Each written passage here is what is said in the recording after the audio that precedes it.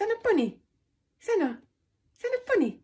Jos sun taapero vasta harjoittelee puhumista, niin mä kerron nyt, että miksi ei kannata sanoa, että sano, vaan mitä kannattaa sen sijaan tehdä, jotta se lapsi oppisi vähän nopeammin sanoja.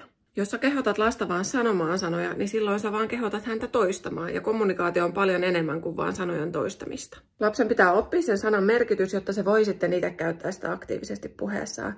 Tämä tarkoittaa sitä, että lapsen pitää pystyä myös yhdistämään se sana siihen sen kohteeseen tai käyttötarkoitukseen.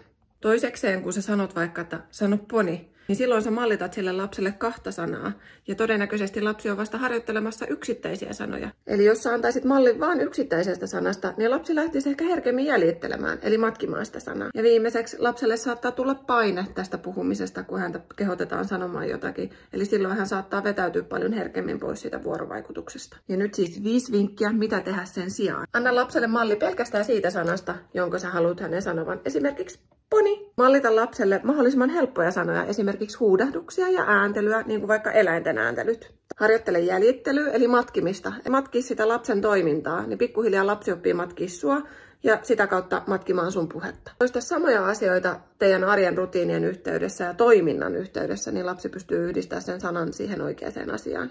Ja viimeisenä, liioittele ilmeillä ja äänellä, niin lapsi todennäköisemmin kiinnittää huomionsa suhun. Tuleeko testiin?